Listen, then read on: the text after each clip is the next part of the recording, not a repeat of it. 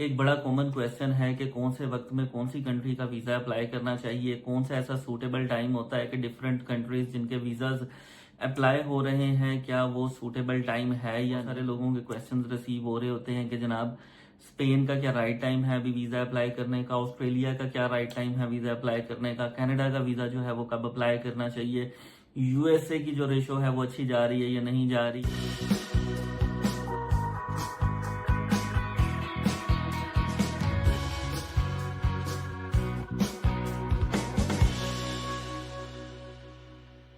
अस्सलाम वालेकुम, this is Ali from Ali Baba travel advisor. उम्मीद करता हूँ तमाम लोग खैर खैरियत से होंगे। एक बड़ा कॉमन क्वेश्चन है कि कौन से वक्त में कौन सी कंट्री का वीजा अप्लाई करना चाहिए, कौन सा ऐसा सूटेबल टाइम होता है कि डिफरेंट कंट्रीज जिनके वीजाज अप्लाई हो रहे हैं क्या वो सूटेबल टाइम है या नहीं है।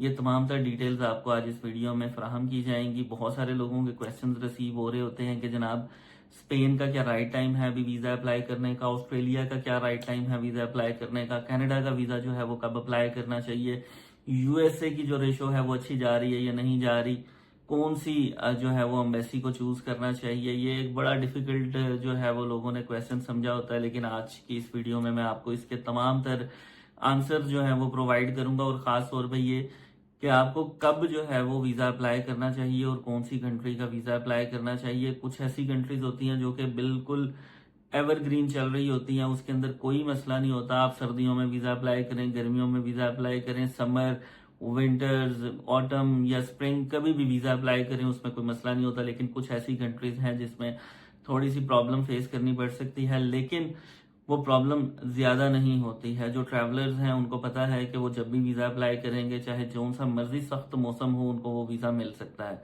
वीडियो शुरू करते हैं उन कंट्रीज के साथ जिनके वीजाज एवरग्रीन है, आप किसी भी टाइम अप्लाई कर सकते हैं और उनकी रेशो कभी भी जो है वो बहुत बुरी नहीं होती। हाँ, थोड़ा सा फर्क जरूर आता है, पहले बहुत अच्छी चल रही होती है और बाद में अच्छी हो जाती है, बहुत अच्छी से सिर्फ अच्छी की कैटेगरी में आ जाती है। तो वो कौन कौन सी कंट्री है? नंबर 1 जो है उनमें यूके है।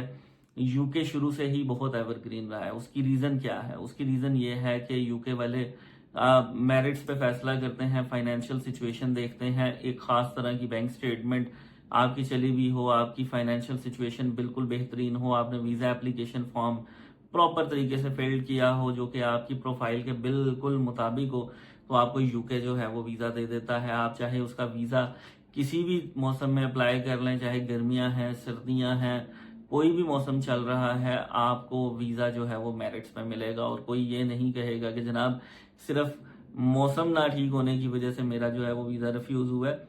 ना ही इसकी रेशो जो है वो बहुत बुरी होती है और ना ही इसकी रेशो में कभी कोई कमी आई है।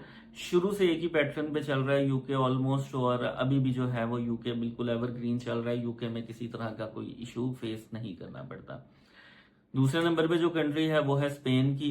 स्पेन में सिर्फ बहुत अच्छी और अच्छी वाला हिसाब है, यानी कि किसी टाइम पे इसकी रेशो बहुत अच्छी हो जाती है जैसे कि आजकल चल रही है, और किसी टाइम पे सिर्फ अच्छी रह जाती है, यानी शायद नादिर वीजा रिफ्यूज भी हो रहे होते हैं साथ साथ। लेकिन कई दफा ऐसा होता है कि 10 लोग गए हैं पासपोर्ट कलेक्ट करने तो 10 के 10 के वीजाज भी आ रहे होते हैं, और कई दफा ऐसा होता है कि 10 लोग गए हैं तो 5 लोगों के पासपोर्ट पे वीजा लगा हुआ होता है। तो कहने का मतलब ये है कि उसकी रेशो या बहुत अच्छी होती है या अच्छी होती है, और उसमें भी कोई गर्मी सर्दी का कोई हिसाब किताब नहीं है।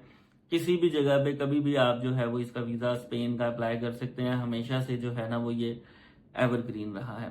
स्पेन के बाद हम बात करेंगे फ्रांस की, और फ्रांस जो है वो भी ऑलमोस्ट एवरग्रीन रहता है। उसमें भी किसी किस्म का कोई मसला नहीं है, हर वक्त जो है वो उसके अंदर वीजा अप्लाई हो रहे हैं। इसमें एक खास क्वेश्चन ये है कि जिसके बारे में मैं बार बार बात करता रहा हूं, जैसे शेंजन की अपॉइंटमेंट्स जो है ना वो आजकल आपको अगर वीजा अप्लाई करना है शेंजन का, तो आपने ये ख्याल करना है कि वीजा इमीडिएटली अप्लाई नहीं हो सकता। इमीडिएटली शायद उन कंट्रीज का वीजा अप्लाई हो सकता है जिनके वीजाज मिलते नहीं है, जिनकी कोई अपॉइंटमेंट्स लेना पसंद नहीं करता। आजकल तो उन कंट्रीज के भी अपॉइंटमेंट बड़ी मुश्किल से मिल रही है, क्योंकि हमारे जो कंसल्टेंट हजरात हैं वो कोशिश करते हैं कि उन कंट्रीज के भी वीजा अप्लाई करवा दिए जाए जिनके वीजे मिलते नहीं है। लेकिन बहरहाल आप लोगों ने जो है वो इस चीज का ध्यान रखना है, आपने उन कंट्रीज के वीजा अप्लाई नहीं करने। लेकिन शेंजन वीजा में क्या है, आपने वेल इन एडवांस अपनी बुकिंग्स करवा लेनी है अपॉइंटमेंट्स की। सपोज आप स्पेन का वीजा अप्लाई करना चाहते हैं, महीने बाद की अपॉइंटमेंट आती है, 2 महीने इसका प्रोसेसिंग टाइम है, तो आपने ये सोच के वीजा अप्लाई करना है कि मैंने 4 महीने बाद ट्रैवल करना है। आपका इरादा है जी अभी जून चल रहा है, आपने जुलाई में ट्रैवल करना है, तो ये अब पॉसिबल नहीं है किसी भी कंट्री का। इवन जर्मनी की अपॉइंटमेंट भी उन लोगों की जिनके पहले से वीजाज लगे हुए हैं या बायोमेट्रिक हुए हैं, उनको भी 70-80 दिन बाद आती है जाके। इसी तरह से फ्रांस की अपॉइंटमेंट 4-4, 5-5 महीने बाद आती है। बहुत सारी ऐसी कंट्रीज हैं जिनके अपॉइंटमेंट्स अब जिनके वीजाज मिलते हैं, इसलिए आपको वेल इन एडवांस उनके अपॉइंटमेंट्स अप्लाई कर लेनी चाहिए। स्पेन की बेशक आपको महीने में मिल जाती है अपॉइंटमेंट, लेकिन उसका फिर प्रोसेसिंग टाइम जो है वो थोड़ा ज्यादा होता है, इसलिए आपको अल्टीमेटली 3 से 4 महीने बाद का ट्रैवल प्लान जो है वो रखना पड़ता है। तो फ्रांस जो है वो भी एवरग्रीन जो है वो चल रहा है, और फ्रांस में अगर आप देखें तो फैमिली रेशियो बहुत अच्छी चलती है, फैमिली वीजा जो है वो बहुत ज्यादा मिलते हैं। आज तक कभी कोई इस तरह की कंप्लेन नहीं आई कि जनाब वीजा फैमिली के साथ जो है वो ज्यादा रिफ्यूज हुए हों। ठीक है, तो आप लोग फ्रांस को भी जो है वो मद्देनजर रख सकते हैं। इसी तरह से साउथ अफ्रीका है, एवरग्रीन है, इवन फ्रेश पासपोर्ट है, आपको वीजा मिल जाता है, हमेशा से ही सेम रहा है, कोई उसके अंदर महीनों का हिसाब नहीं है। जनवरी से लेकर दिसंबर तक किसी भी टाइम वीजा अप्लाई करें, आपको साउथ अफ्रीका वीजा जो है वो मिल सकता है, और मेरिट्स पे मिलता है। 2-3 चीजें वो चेक करते हैं, फ्रेश पासपोर्ट भी हो तो कोई इशू नहीं है, स्टेटमेंट मेंटेन हो, डॉक्यूमेंट्स आपके पूरे हों, और कोई वायलेशन वगैरह आपने ना की भी हो, आपको वीजा जो है वो इजीली ग्रांट कर देते हैं। इसके बाद टर्की है, टर्की भी ऑलमोस्ट एवरग्रीन चलता है। बीच में थोड़ा सा इशू जरूर हुआ था पिछले अरसे में, लेकिन अब अगेन इतनी अच्छी इसकी वीजा रेशो हो गई है, जितने भी लोग अप्लाई कर रहे हैं ऑलमोस्ट सभी के वीजा जो हैं वो अप्रूव्ड हो रहे हैं टर्की के, और टर्की एवरग्रीन चलता रहा है बहुत अरसे से। सिर्फ सख्ती थोड़ी सी हुई थी, वो सख्ती खत्म हो चुकी भी है, अब अगेन जो है वो वीजाज मिल रहे हैं, ये बिल्कुल एवरग्रीन जो है वो वीजाज हैं। इसके बाद बात करेंगे जर्मनी की, और जर्मनी इतना ज्यादा कंसिस्टेंट है कि आपकी अगर बहुत सारी और कंट्रीज के साथ मसले मसाइल हों, रिफ्यूजल्स हों शेंजन की, लेकिन जर्मनी को अगर ये लगे कि आप मेरिट पे हैं, आपको वीजा मिलना चाहिए, तो आपको वीजा लाजमी देते हैं। हमारा अभी भी 2-3 दिन पहले भी एक वीजा जो है वो अप्रूव्ड हुआ है, जिसमें 4 शेंजन रिफ्यूजल्स के बाद 5वीं दफा जर्मनी का वीजा जो है वो मिल गया है। तो जर्मनी एवरग्रीन है। अगर आप समझते हैं इंटरव्यू दे सकते हैं, इंटरव्यू में आपको क्वेश्चन जरूर किए जाएंगे, लेकिन आपको उसके अंदर फायदा लाजमी होगा। तो ये वो सारी एवरग्रीन कंट्रीज हैं। कनाडा भी ऑलमोस्ट एवरग्रीन है, सबको पता होता है इसका वीजा कैसे लगना है कैसे नहीं लगना है। ऑस्ट्रेलिया जो है वो एवरग्रीन नहीं है, उसकी रीजन क्या है, वो अक्सर वीजा रिफ्यूज कर देते हैं। अक्सर वीजा जो है वो जिनका पहले लगा होता है वो ट्रैवल करके आए हुए होते हैं, और ये फैक्ट है कि उनका सेकंड टाइम में वीजा रिफ्यूज होता है, लेकिन थर्ड टाइम में फिर मिल जाता है। ऑस्ट्रेलिया इनकंसिस्टेंट है, एवरग्रीन नहीं है, इसलिए आपने उसको एवरग्रीन कंसीडर नहीं करना। हर दफा जब भी आपने वीजा अप्लाई करना है, तमाम डॉक्यूमेंट्स देने हैं। ये नहीं समझना कि आपका पहले वीजा जो है वो लगा था तो आपको दोबारा ऐसे ही मिल जाएगा। अनलाइक अदर कंट्रीज, यूके तो ऐसे ही दे देता है, मतलब सेकेंड टाइम में वीजा बहुत ज्यादा आपको मेंटेन करने की जरूरत नहीं पड़ती, लेकिन ऑस्ट्रेलिया बड़ा स्पेसिफिक है। इसी तरह न्यूजीलैंड बहुत स्पेसिफिक है।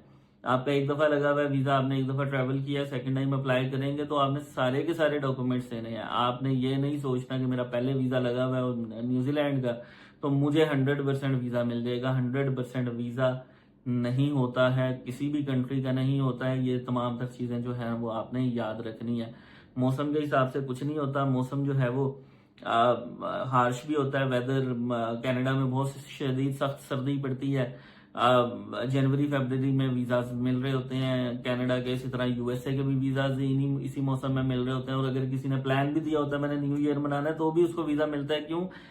क्योंकि उनकी प्रोफाइल ठीक होती है। तो आपने ये सारी चीजें जो है वो याद रखनी है, कौन सी टाइम में कौन सा वीजा अप्लाई करना है, ये बड़ा जरूरी है। लेकिन एवरग्रीन कंट्रीज वो मैंने आपको बता दी हैं कि इन कंट्रीज के जो है वो वीजाज आप अप्लाई करें, आपको जो है वो वीजाज मिलने में आसानी होगी। मजीद मालूमात के लिए आप हमारे दिए गए नंबर्स पर रब्ता कर सकते हैं। अपना ख्याल रखिएगा, बहुत शुक्रिया, खुदा हाफिज।